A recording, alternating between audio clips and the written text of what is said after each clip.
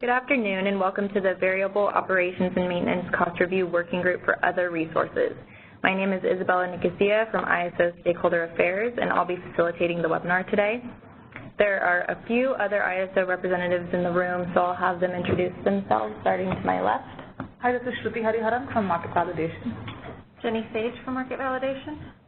Kevin Head from Market Analysis. This call is being recorded for stakeholder convenience, and the video file will be posted to the ISO website later this week. Today's presentation is also currently available on the ISO website on the process webpage. We're going to leave the lines open for this call, so if you have any questions, please feel free to speak up, and just remember to start by introducing yourself. If you're not planning to speak, please be sure to manually mute your phones to avoid background noise. With that, we'll go ahead and get started, and I'll hand it over to Kevin. Good afternoon, everyone. My name is Kevin Head. I'm a market engineering specialist here at the California ISO. Apologies to those who have participated in some of our other calls for having to hear me make this speech multiple times, but this is the last working group, so please bear with us, and then we'll open it up a bit later for wider discussion. So I'll start with the purpose of these working groups. The first is to offer some definitions for comments for a few of our cost component terms. These terms are major maintenance costs, general and administrative costs, and variable operations costs, which are not to be confused with the variable operations and maintenance adder that we have. The second goal is to seek your feedback on how to differentiate the cost components from one another on a technology-specific level.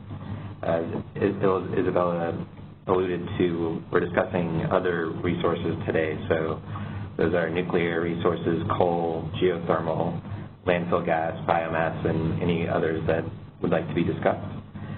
Both of these goals will aid in our updates to our variable operations and maintenance cost adder values and may result in addition of new definitions to our tariff or BPMs. So we'll start with some background here. We have committed to revisit our variable operations and maintenance, or VOM, adder values once every 3 years. Late last year, we, along with our external consultant, Nexence, published a report proposing some updates to these VOM adder values that had been in place since 2012.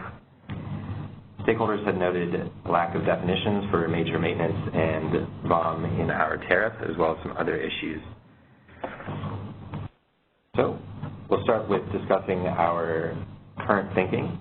You can read more about our current thinking in a report that we issued on July 2nd. The current thinking is that our cost adders are really comprised of multiple cost components, and by defining and discussing these cost components, we can help illuminate some of the gray area when arriving at our values.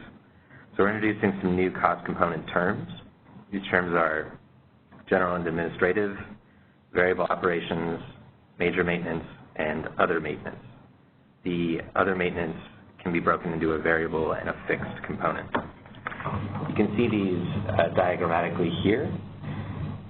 We'll start with looking at our cost adders. You can see our major maintenance adder and our VOM adder. These are comprised of multiple cost components. So the major maintenance adder is comprised of major maintenance costs, and the VOM adder is comprised of variable operations costs and the variable component of other maintenance costs. These two adders are used in the calculation of commitment costs and default energy bids. Next, you can see fixed operations costs, which are not included in any of the adders in our market, which is comprised of general and administrative costs, as well as the fixed component of other maintenance costs. So we'll take a moment to revisit our goals here. Our first goal is to offer definitions for a few of these cost components, which you can see with stars next to their names. The next is to help request your input on how to differentiate between a few of these cost components, in particular the major and minor components of variable maintenance costs, as well as how to differentiate between fixed and variable other maintenance costs. So we'll jump right into the low-hanging fruit of the definitions. These are terms that can be dispensed with early on as they're a little more clear-cut in their definitions. The first one we'll start with is general and administrative costs. These are costs that are incurred at a plant that do not vary with or relate to production. These are costs like leasing and rental costs, property taxes, insurance, and industry-related fees and costs. Next, we have variable operations costs. These are costs of consumables associated directly with the electrical production of a generating unit, and specifically exclude both maintenance and fuel costs. These are consumable materials and supplies such as lubricants, fluids, and hydraulic oils, etc. Next, we have major maintenance costs. These are costs associated with extensive maintenance of a generating unit that cannot be done as part of routine maintenance. These costs must be associated with electrical production such that they can be related to run-hour production or the startup of a generating unit. These are already an existing concept in our tariff, and an adder exists for these in our markets. Here comes the tricky part, these other maintenance activities.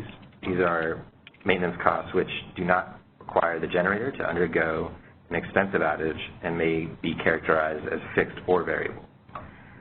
Some of the challenges regarding these are long-term service agreements and power purchase agreements. These agreements are signed with external vendors and are often fixed in dollar values, but the underlying activities may indeed vary with electrical production due to increased wear and tear, heat damage, etc. These agreements may also cover major maintenance activities, further complicating separating between major and minor items. One thing that we'd like to discuss today is these different categories of predictive, corrective, and preventative maintenance activities, which were brought up in our gas working groups last week. We're considering whether these distinctions are useful in differentiating between our different cost components, and we'd like to hear more from the stakeholders on the call today about this. This brings us back to our diagram and the first opportunity for stakeholders to weigh in on today's call. We'd like you to share your thoughts on the definitions and cost components that we've outlined here. Do you think they're overly simplistic, or maybe they're splitting hairs? Maybe we're missing some cost components? Do you think we should tend towards more prescriptive rules or broader principles? And whether you think the distinction between predictive, corrective, and preventative maintenance is useful in the context of these other resource types. So with that, I'll open it up to stakeholder feedback. Please remember to identify your name and unmute your phone before you speak. Thanks.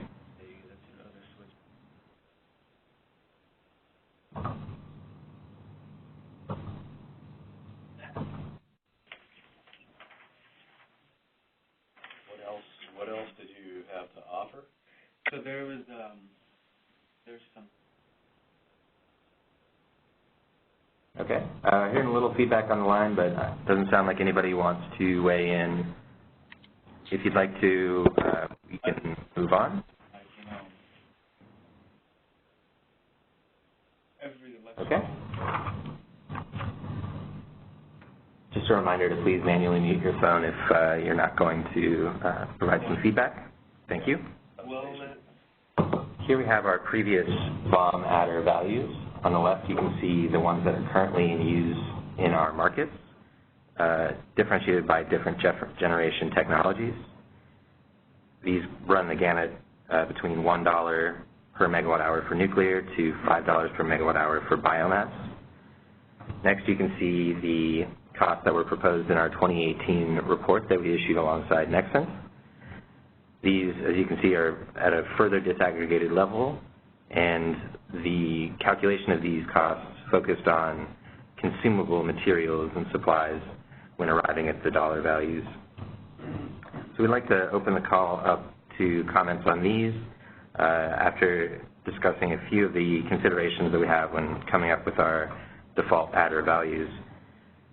The first is these are default values, so we'd like most of the generators in these different technology types to fit into the categories and have negotiated variable operations and maintenance adders be a small portion of resources, as is consistent with current practice. Another consideration is the level of detail at which we aggregate these plants. For example, you can see that nuclear in our current markets is aggregated at a higher level than the ones in the 2018 report that we issued.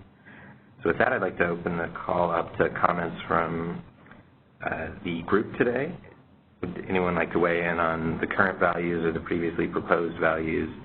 Do you think there are any missing resource categories that we should consider for a default value?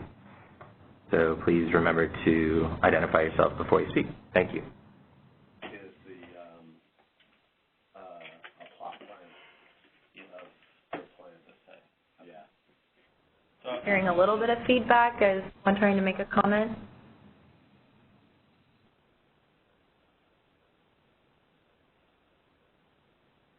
Okay. This is Michael from. Good. We'll move on to our last. Oh. What was that? Sorry, you broke up a little bit. This is Michael from Arizona Public Service. I was just curious with your characterization with nuclear plants merely over the 1.1 gigs to the advanced nuclear power plants. Could you go into more specificity about what you would classify as the advanced, as well as are we able to itemize further variable O&M cost above that 196 a megawatt?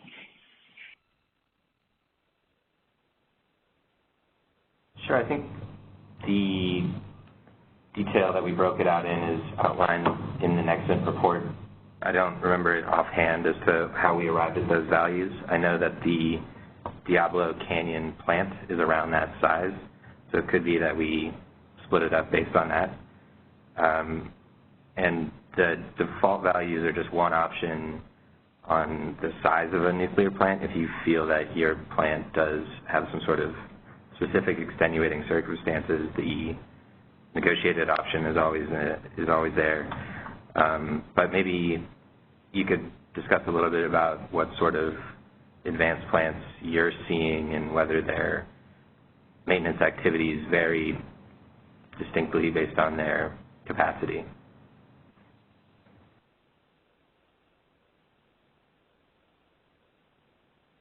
Yeah, when reviewing the July paper that you have, I didn't see too much additional detail broken into the nuclear, as well as the December went into some detail, but anything that could help to clarify our comments would be useful.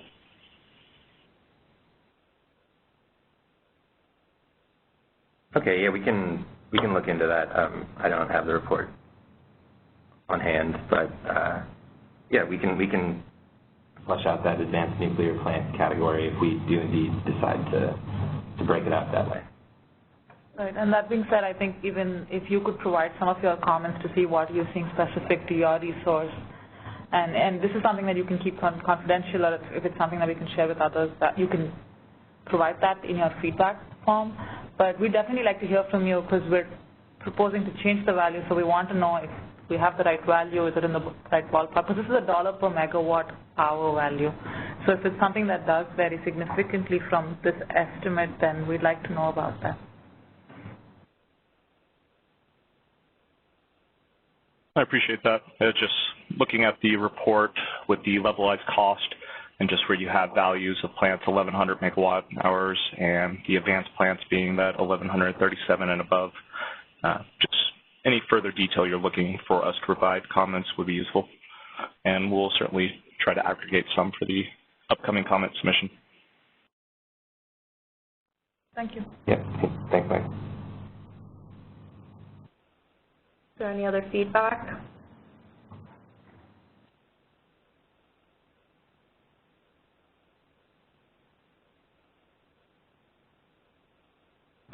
Okay, move on to our last slide.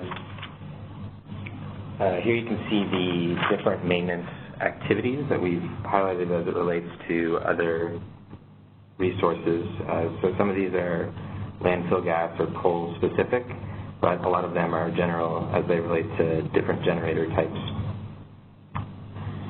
So here's the list, and then here's our proposal for where each of these items should belong. It's an example of what we would expect from you folks trying to bucket these into major maintenance, other maintenance, the variable component, and then the fixed component of that other maintenance category.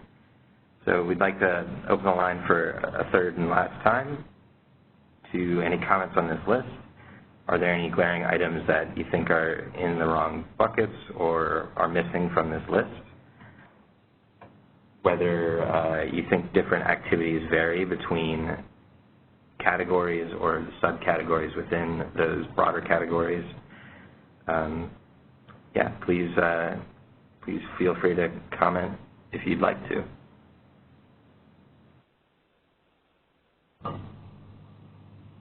Remember to make sure your line is unmuted if you plan on giving feedback.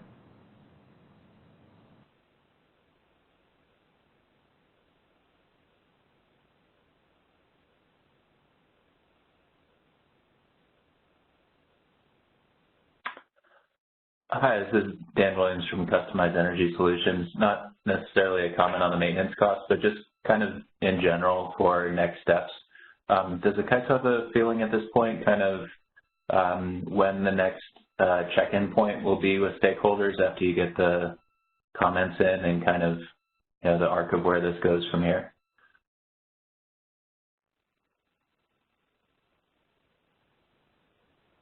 I think we'd have to see what the comments that we receive are, whether they're, you know, hoping for more substantial revisions or another set of discussions, or whether they are broadly in agreement with what we've discussed. So, unfortunately, I don't know if I can give you a good answer on this call, but we definitely will message that once we have a better sense of where things lay with stakeholders, as well as internally the decision-making processes that we go through as well. So, yeah, sorry, I can't give you a better answer than that at the moment, but we'll probably be in touch. Maybe just to check in at a MPPF or something, if not a market notice in a little while. Sure. Cool, thanks. Thanks for that feedback.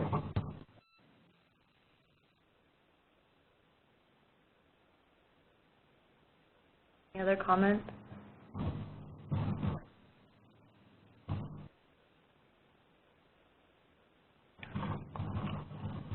Okay, well, thanks everyone for joining our call today. As with the previous calls that we've done, we will be submitting a comments template to go along with this, that we will ask some of these more specific questions as to whether our list of maintenance activities is missing anything, whether we have the maintenance activities roughly in the right buckets, or if you have any disagreements with those, as well as some proposals for updates to the definitions. So look forward to seeing that template within the next few days, and please respond with any comments that you may have to the email address listed here by August 6th. We're trying to give everyone about 2 weeks to do so. And in your comments, if you'd like them to be confidential, please note that in the template as well. With that, I'd like to thank everyone for joining in today, and I'll turn it back over to Isabella.